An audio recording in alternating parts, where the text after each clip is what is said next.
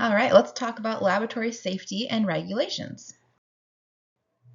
Again, these are your objectives. I'll let you go ahead and read those.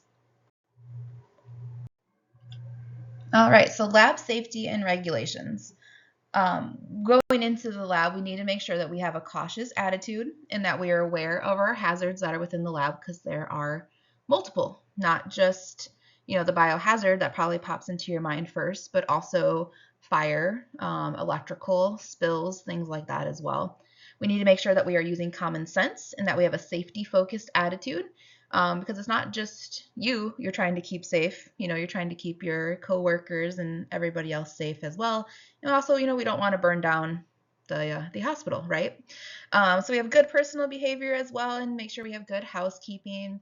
And we also want to make sure we practice good laboratory techniques as well. OSHA and other agencies, so these help to regulate safety from the federal level. So we have bloodborne pathogen standards, lab standards, hazard communication standards, and PPE standards as well that we all need to follow within the lab. And then also Joint Commission and CAP COLA also have safety requirements as well.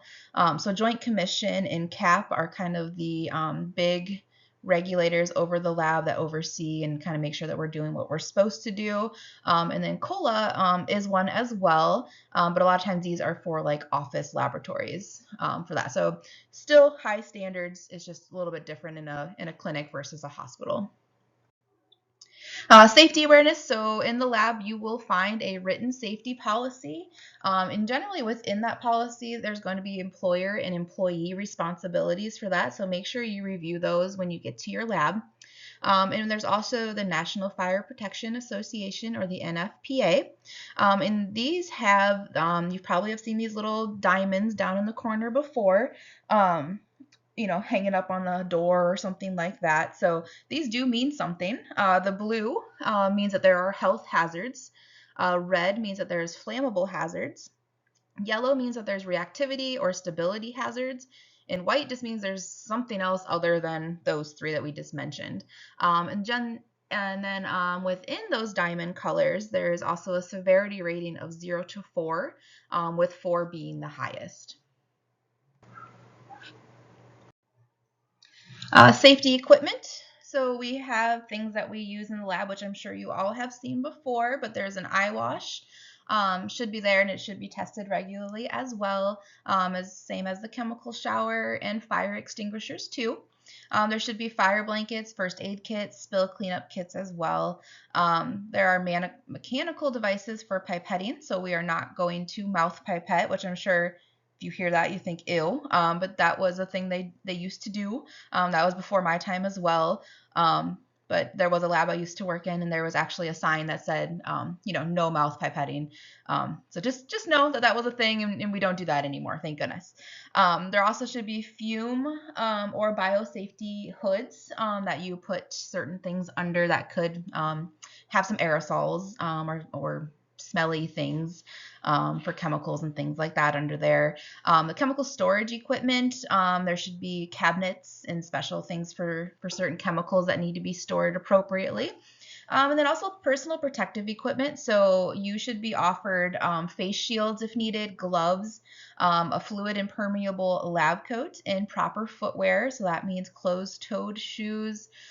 Sometimes you're going to want to check your lab's dress code, but sometimes they want it to be puncture proof as well. So that means, no mesh on top of your shoes, type of stuff. So make sure you double check your lab on that. Biological safety. So we use standard precautions. So that what that means is we basically treat all blood and body fluids as potentially infectious. So we're going to go ahead and assume that we can get hepatitis or HIV from every single one that we touch. And then what that does is it helps us to remember to wear our PPE because that's something we don't want to get, right? We also want to make sure that our specimens are remained capped while they're being centrifuged. And that just helps to prevent aerosols and spills within the centrifuge. For spills, we want to make sure that we are wearing appropriate PPE, using the dustpan to pick up broken glass if that happens on the floor or counter. We're going to absorb spills with blotters or Kim wipes, depending on what it is. applying the disinfectant, which is generally 10% bleach, for 10 to 15 minutes. And then we're going to rinse the spill with water and dispose of that into a biohazard container. So your bloodborne pathogen exposure control plan, every lab has to have one. So go ahead and take a look, or ask somebody in your lab if you can look at it. But basically what it is a written exposure control plan, and it outlines the steps that you need to do if there is an exposure. So if you haven't seen it, go ahead and ask for it. They have to have one. So like I mentioned, they must provide employee with adequate training. And then there's also an annual review of this exposure control plan, every year to make sure it's still up to date.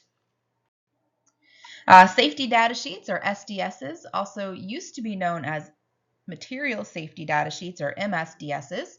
But this is a source of safety information for basically everything that you're using in the lab that could cause a hazard. So the requirements for these is they are printed in English, they're readily accessible, and for all employees on all shifts. Fire safety, there are different classifications of fire safety of the extinguishers. So you have class A, B, C, and D. Class A is just your regular, ordinary combustible, paper, wood stuff that you can use it. Class B would be if you have some liquids or gases that are on fire. Class C would be if it's an electrical fire, and class D is a combustible reactive metal, such as like magnesium, sodium, potassium. So make sure you know the location and type of extinguishers that you have in your lab, so you don't grab the wrong one. A lot of extinguishers are a mixture of these, so it's not just A or just B, but just make sure you know what you have in your lab just in case you need it. If a fire does occur, you're going to want to evacuate personnel and patients. You're going to activate that fire alarm, report the fire, and attempt to extinguish if it's safe to do so. That is why it's important to do fire drills, and they are generally required. Just like if you think back to elementary school, you got to go outside for 5 minutes. That's kind of sort of the same thing with your healthcare. You should also have that option to do fire drills as well. Some additional information, so an infectious waste program. So generally the biomedical waste is going to be put into a labeled bag. We're not just going to throw it in the regular garbage. Same with sharps, so needles, things that can poke through a regular bag. We're going to put those into a puncture-resistant container. And I'm sure you guys have seen them before, but generally they are the red plastic containers that you put, needles or things like that in. And then we also have to make sure that we have proper disposable or contracted pickup for those items as well, because it's, like I mentioned, not regular garbage. So they have to go to a special location to be destroyed. Accident documentation and investigation. So accidents happen. We are all human. But when they do happen, we need to make sure that we're following the proper steps. All accidents that are involving personal injuries need to be reported to your supervisor immediately. Once that happens, they'll have the steps for you, and it could differ depending on where you work. But the HR or whomever, in the lab possibly would need to maintain those records for the length of your employment plus 30 years. So those records are kept for a very long time. Record keeping includes the first report of the injury. It's also going to include the investigation report of that accident. And it's also going to show up on the annual summary for the OSHA injury log, because those types of things need to be reported. In summary, make sure that we have good personal behavior and habits, making sure that we wear the proper PPE. If you have long hair, make sure you're tying it back. Nobody wants to have their hair dipped in urine, right? Pull that thing back, or have it get stuck on a chemistry arm going back and forth. That would not be good either. Also making sure no eating, drinking, or smoking in the work area. Like I mentioned before, no mouth pipetting, and making sure that you wash your hands often. Good housekeeping, making sure you keep your work area clean, organized. A lot of times some people have their workspaces and they're just a complete mess, and it may be an organized mess for them. I'm not sure, but it generally is nice to have an organized space, so know what you're doing, and if somebody else needs to step in, they also know where to find things as well. We need to make sure that we are storing our chemicals properly and that we are labeling our reagents and solutions and that we post warning signs if needed. Having good laboratory techniques, making sure that we don't operate equipment until you've been fully trained on it. Making sure that we read all labels and instructions carefully. Again, using that PPE, super important. Making sure we learn those properties and hazards of chemicals that you're using in the lab. I'd rather know ahead of time that I need to, use the eye wash if I get something in my eye than trying to find the SDS afterwards and trying to read through it with something in my eye. So just kind of knowing those types of things is good.